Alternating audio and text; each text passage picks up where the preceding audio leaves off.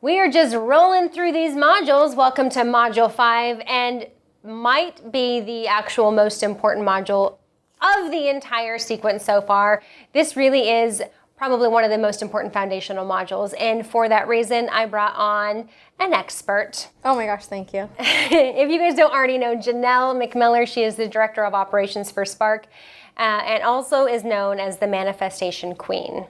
I love it. I'm here for it. You're gonna need like a new name badge or something. I'll add it. So today we are talking all about the law of attraction, which you probably at this point in your life have heard that term. It was brought to light by that movie, The Secret. Yes. Which was fascinating. If you haven't watched that yet, highly recommend. The first book I ever read. Really? Ever read? No. Kindergarten. They're handing out.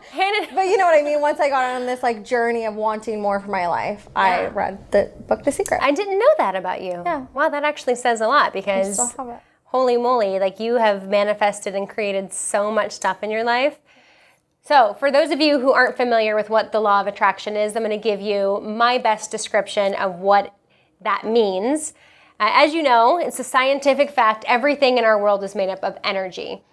Everything. So this table, you, our thoughts are even made up of energy, physical things, as well as our bodies are made up of energy. And all energy vibrates at a certain frequency.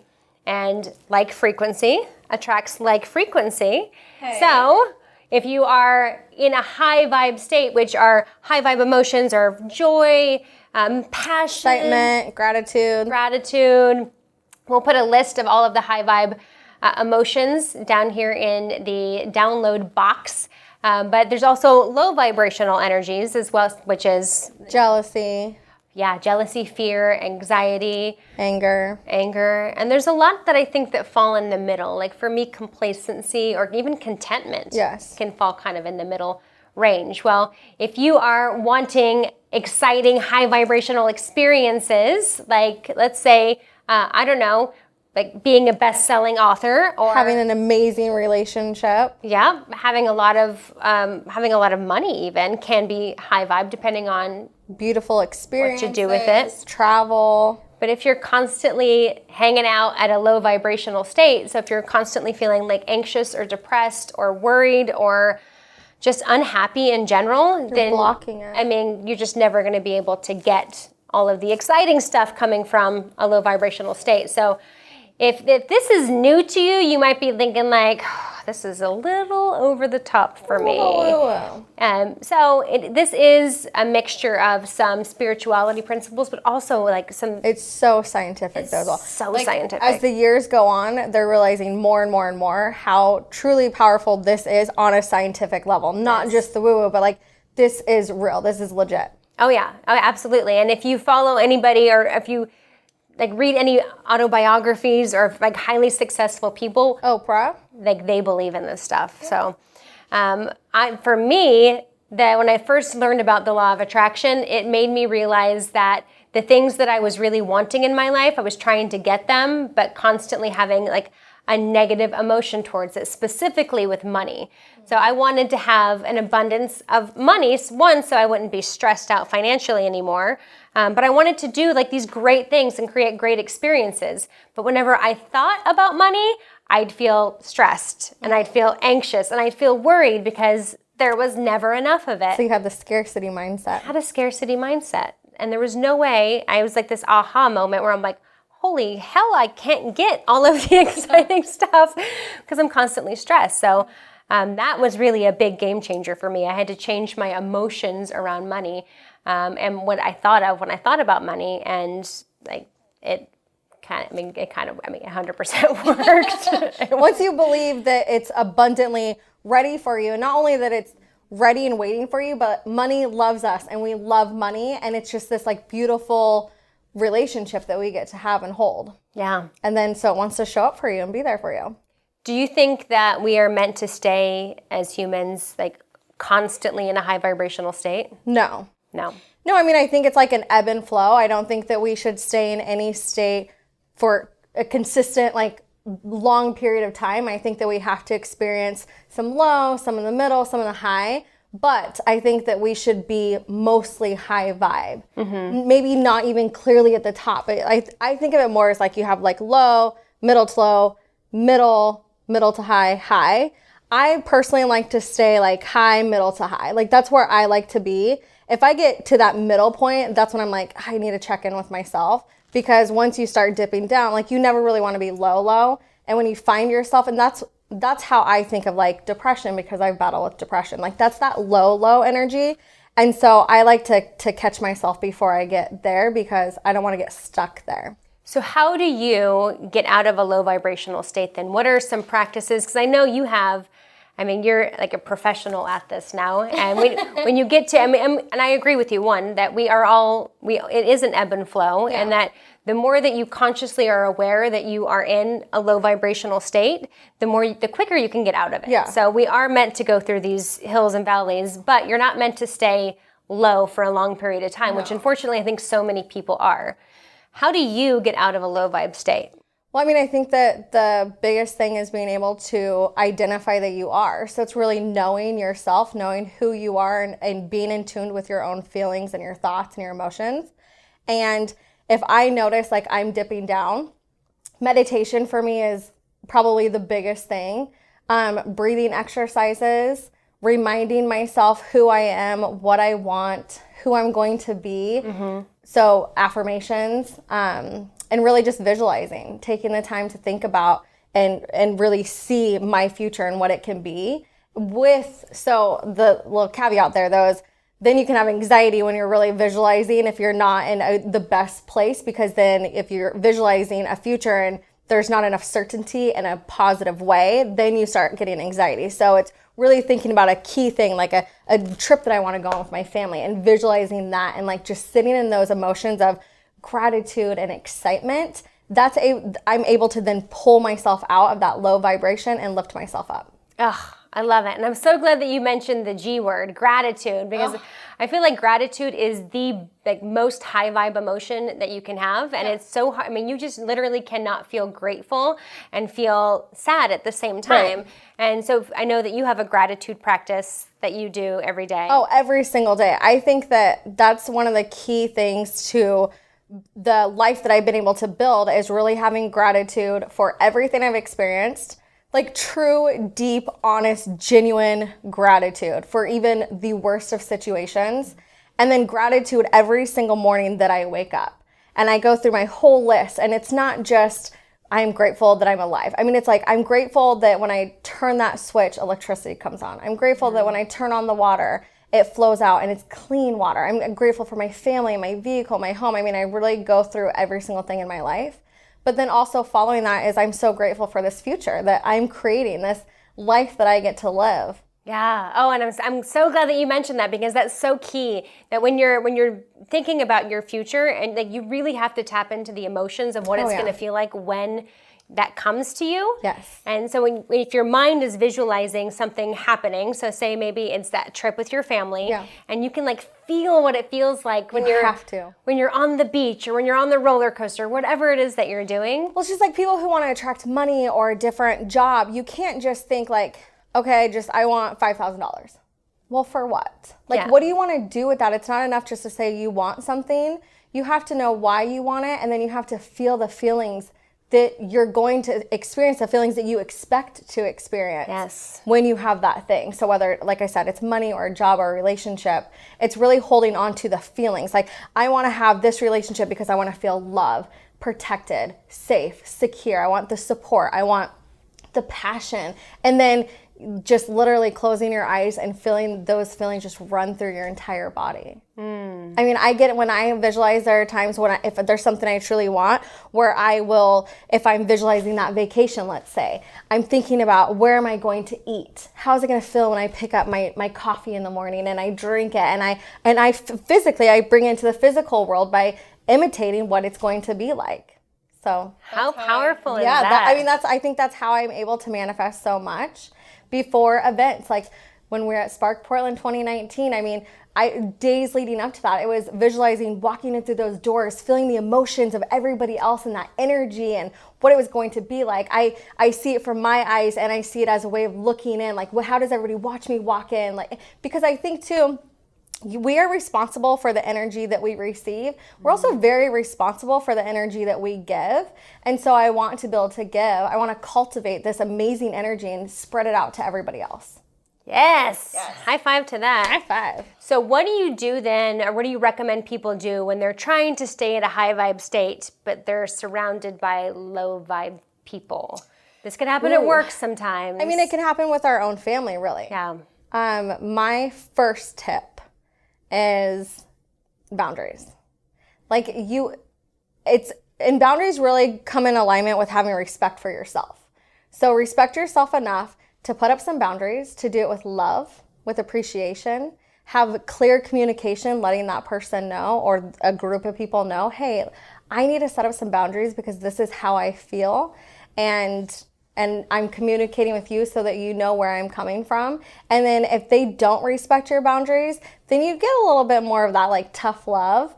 But always reminding yourself that you are honoring yourself, your energy, your future. Because really, if you're allowing people to influence your energy, your vibrations on a negative wavelength, then you're affecting your future. Yeah. And nobody's really worth that to me. That's great advice. Absolutely. And I also think sometimes it can be when you're so say you and I are having a conversation and you're in a bad mood, I'm in a good mood, low vibe, high vibe. And ultimately, if you stay in that situation and you don't set boundaries, one energy is going to win. Yeah. Either you're going to influence me or I am going to be influencing you. And most likely, unfortunately, it's the negative energy that gets to take over, because you have the one person who's like, oh, I have all this great stuff. And then your best friend is going through just turmoil, and you'll start by like, oh, well, this. And then it ends up being like, oh, yeah, I've had a bad day too. Oh, yeah, my husband sucks too. Because you want to try to make them feel better. Mm-hmm. And so that can really. You try to bring down your vibe to match theirs. Yes. Yeah. Oh, goodness.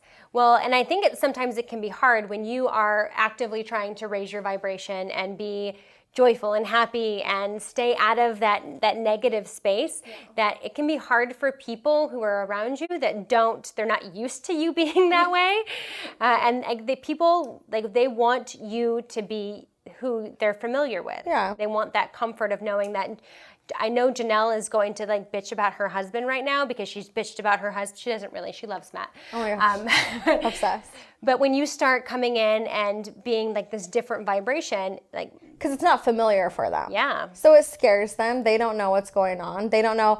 And I think some of it is they don't know, okay, Janelle's high vibe. She's happy. She loves her life. She's being so appreciative of all these things. Well, will I still fit in with her? Will she still love me? Will she still accept me? What if I can't be like that? How does that work for us? So I think, it brings that fear to them. And the only way to kind of combat that, our first instinct is to it's like flight or, what is it? Fight or flight. Fight or flight. Yeah. So they want to fight it and go against it and oh no. And that's where they want to bring high vibe Janelle back down and be like, no, let's sit in this sulky area. You just hang out with me over here. Come down here, yeah. I think communication is key in so much that, in so much of our life. I think deep connection and communication is key within ourselves and with all the people around us. Absolutely. And I think ultimately, if you continue on the path of raising your vibration and attracting this beautiful life, people will start wanting to know what the heck you were doing. What Kool-Aid are you drinking? And then we'll be more open to the advice. Mm-hmm. Well, and you're going to start attracting more people around you who are in alignment with what you're doing and what you want. And so then, attract likes, like we were talking about earlier. I remember when I was going through my own transformation and learning how all of the secrets of the universe worked, I was trying to teach it to my family. I was telling my mom and my sister and my grandma. I wanted everybody to know, and they were okay, sister, what the heck are you talking about? This, I feel like this goes against my religion. It doesn't. This is God wants you to be happy, or whoever you believe in. But once my life started to change, and again, this like for my family, they noticed when all of a sudden like the money piece of it Right. started changing. Then they were like, tell us again about the law of attraction and how that works. So Oh yeah, I've gotten that. they'll come around. I think it's all about like doses too. Like I want to, go to like the highest building, get on the rooftop and scream all of these great things because I want every single person to be able to create a life they're obsessed with, because I feel like I'm so obsessed with my life. I mean, my career, thank you, and my children, my husband. I mean, just what I do day to day, my own personal thoughts and the human that I am. I'm pretty damn obsessed with it. First of all, it takes a while to get to that because we think with the scarcity mindset, like, am I this if I feel this way, or am I that? And I think getting to that point where you can say like, yeah, no, I fucking love myself and I own who I am. But you want to tell everybody, and they're like, give me a dose of that, because then they if they aren't in the mindset to really believe and soak up what you're saying, it's too much, and they don't want anything to do with it. So I mean, you have like that piece too. Yeah. Well, just because people might not know your story, because not many people do, and you don't have to go super deep into it right now. But I want people. Yeah, I want people, because people might be looking at you and think like, okay, she's obsessed with her life. She must have like had this great like history. Life must be easy for you. She can't relate to me because I've been through X, Y, Z.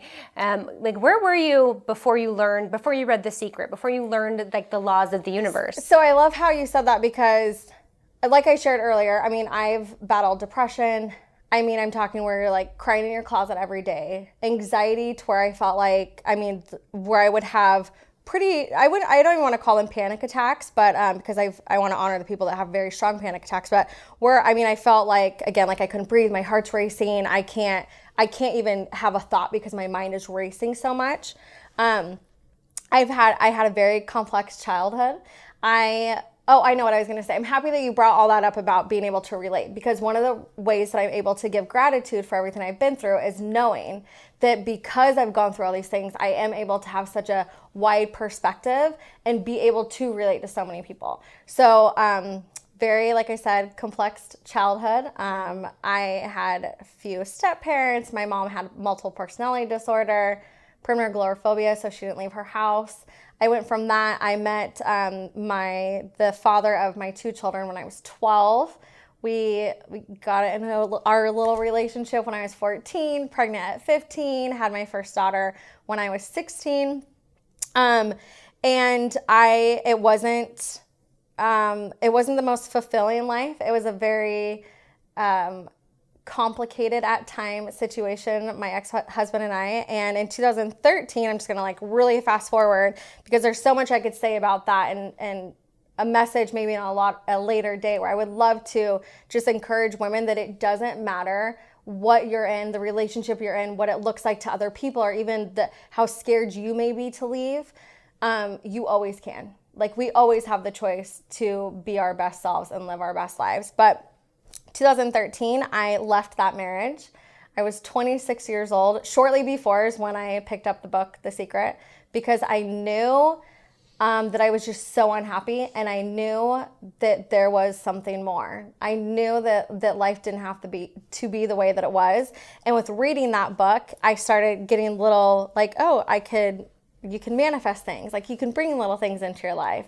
And as I started to see these things that I had thought about, I was like planting a bunch of seeds, watching them sprout and grow. It gave me the confidence to keep going. So 2013, I left him, filed for divorce, went through that. I think 2014 is when I started really seeing like, here are some things shifting. And that's when I knew, okay, but I still have so many blocks, right? Like we talked about the blocks. So I was going through, imagine this garden, and taking all the weeds and really getting them. Like first it was like plucking these weeds and, hey, those are still growing. What's going on? And then it was like, no, I need to get to the deep rooted cause to all of these blocks, all of the scarcity, all of the I'm not good enough, all the I'll never have, every single thing that was blocking me from living this life that I could see. And then once the weeds were gone, then it was like everything just kind of went, whew. I would say like 2016 is when I started really knowing like, okay, like I can really do some shit. Oh, And then it just, okay. no, just I'm so excited that you're sharing this because I mean there's so many people who see people, I mean, and I used to be this way. I would see people living these extraordinary lives and there would be like this like cataclysmic like ravine between where I was and where I thought that these, like I had to get to where these people are. And I just feel like you're this walking proof that using, like really taking this stuff to heart and putting it into action, and like how drastic your life has changed. I mean, I feel like anybody truly can do it. I mean, you just have to decide and you just have to start instilling belief in yourself. And yes, it's taken years and it's been a journey along the way. It's been this beautiful journey of being able to see what I could do, being able to see what I could let go of, how I could forgive, how I could just nurture my own self-care and the woman that I am. And if there's a woman out there that is saying okay, like that's great, but how do I get there? All I would have to say is you just start today. Like you just literally walk in the bathroom or wherever there's a mirror and you just look at yourself and you say, I love you. I see you. I love you. You can do this. You've got this. And then there's your first affirmation. And then you keep doing it every single day throughout the entire day. And then you start to believe it.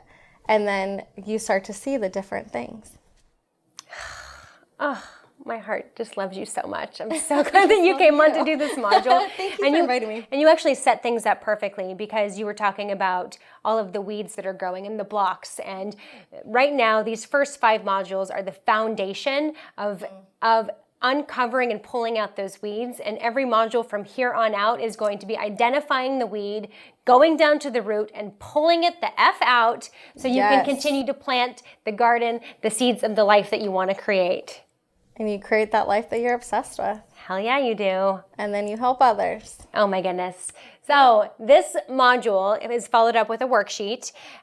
As we have for the last 4 modules, I want you to really identify the areas of your life where you are feeling a low vibration. This can be relationship, this can be work, this can be your thoughts or your belief systems around love or money or whatever that might be. And I want you to really get like very clear with yourself on what those areas are. And then we're going to give you suggestions on how you can raise your vibration in those specific areas, but also just in general. Yes. So you can create a life that you're obsessed with. Yes. Hell yes. And share with us in the group. I would love to just connect with all of you ladies even deeper, get to know your story, help you if you're having a hard time with a block. I would love to just help you to identify that root and to dig it up and to plant it with a beautiful seed. All right, until next week, ladies, thank you so much. Thank you, Janelle. Thank you. Law of Attraction. This is some serious stuff. I hope that you were taking notes, and I hope to see you in the Facebook group.